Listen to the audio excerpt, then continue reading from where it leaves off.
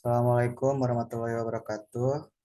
Perkenalkan, kami dari kelompok 3 yang beranggotakan 4 orang. Yang pertama ada Yudaran Sagilang Ardani, yang kedua ada Syahid Maulana Syafuddin, yaitu dengan saya sendiri. Yang ketiga ada Muhammad Wahyu Adi Nugroho, yang keempat ada Gilang Mauludi.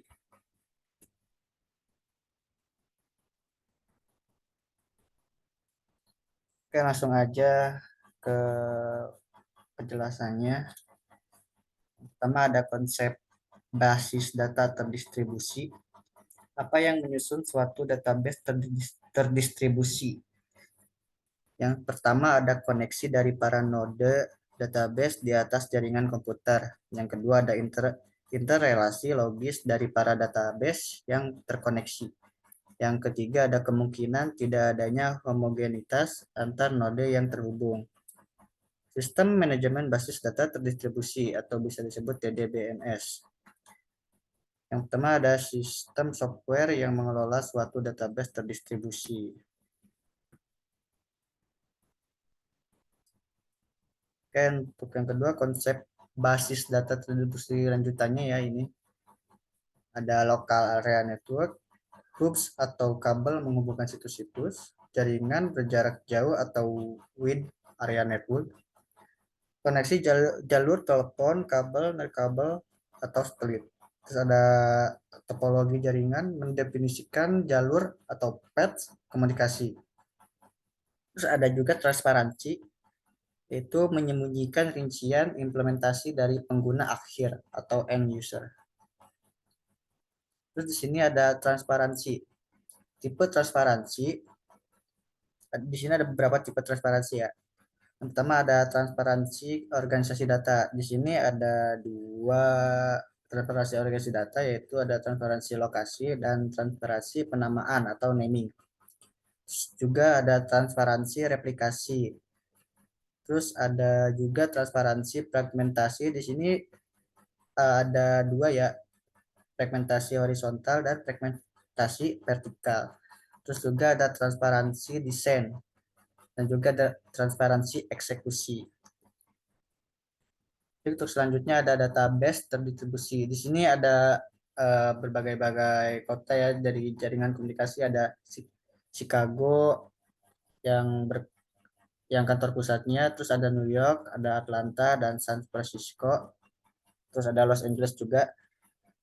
Bisa dilihat sendiri ya. Dan untuk selanjutnya akan dijelaskan oleh teman saya untuk Lidaran Segilang Adani. Waktu dan tempatnya saya persilahkan. Baik, terima kasih atas kesempatannya, Bapak Moderator. Saya izin melanjutkan terkait keuntungan database terdistribusi.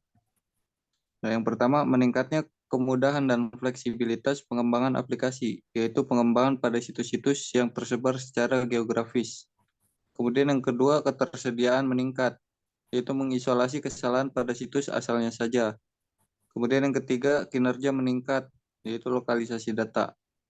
Kemudian yang terakhir, ekspansi lebih mudah melalui skala atau scalability, yaitu lebih mudah daripada dalam sistem tidak terdistribusi. Next. Nah, kemudian di sini ada replikasi dan alokasi data. Database terdistribusi replikasi secara penuh. Yang pertama, replikasi seluruh database di setiap situs dalam sistem terdistribusi. Kemudian meningkatkan ketersediaan yang luar biasa. Kemudian operasi pembaruan bisa lambat. Nah, kemudian ada alokasi tak redundan atau tidak ada replikasi, yaitu setiap fragmen disimpan tepat di satu situs. Next. Nah, kemudian replikasi dan alokasi data lanjutan. Replikasi sebagian atau parsial. Yang pertama, beberapa fragmen direplikasi dan yang lainnya tidak. Kemudian didefinisikan oleh skema replikasi. Nah, kemudian ada alokasi data atau distribusi data. Yaitu yang pertama, setiap fragmen diserahkan ke situs tertentu dalam sistem terdistribusi. Nah, kemudian pilihan tergantung pada tujuan atau goal, kinerja, dan ketersediaan sistem. Next. Manajemen transaksi dalam database terdistribusi. Manajer transaksi global, yaitu yang pertama pendukung transaksi terdistribusi. Yang kedua, peran sementara diasumsikan dengan situs tempat transaksi berasal. Yang ketiga, mengkoordinasikan eksekusi dengan manajer transaksi di banyak situs. Kemudian yang keempat, melewati operasi database dan informasi terkait ke pengontrol konkurensi. Kemudian yang terakhir, controller bertanggung jawab atas perolehan dan pelepasan kunci. Selanjutnya saya serahkan kembali kepada moderator. Terima kasih. Baik, terima kasih untuk Saudara Yuda. Baik, selanjutnya akan dilanjutkan lagi oleh saya sendiri, yaitu adalah protokol commit. Protokol commit di sini ada dua bagian ya, ada dua fase sama tiga fase. Di dua fase ada koordinator memegang informasi yang diperlukan untuk recovery. Terus ada juga sebagai pelengkap dari manajer recovery lokal. Terus selanjutnya ada tiga fase, membagi fase commit kedua ke dalam dua subphase. Terus juga ada subphase prepare to commit, mengkomunikasikan hasil dari fase pod. Terus ada subphase commit sama sebagaimana teman commit dua fase atau two fase commit. Terus selanjutnya ada pemrosesan dan optimisasi query dalam database terdistribusi. Sini ada beberapa bagian dari tahapan permintaan atau query basis data terdistribusi. Yang pertama ada pemetaan query, di dalamnya ada mengacu pada skema konseptual global.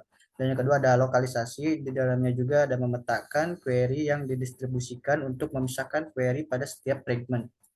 Terus yang ketiga ada optimisasi query global, di dalamnya juga ada strategi dipilih dari daftar kandidat. Terus yang terakhir ada optimalisasi query lokal, dan juga ada umum untuk semua situs di DDB. Terus juga ada tipe sistem database terdistribusi, faktor-faktor yang memengaruhi jenis-jenis DDBMS. Ada beberapa bagian. Yang pertama ada tingkat homogenitas perangkat lunak DDBMS, di dalamnya juga ada homogen atau heterogen dan heterogen maksudnya.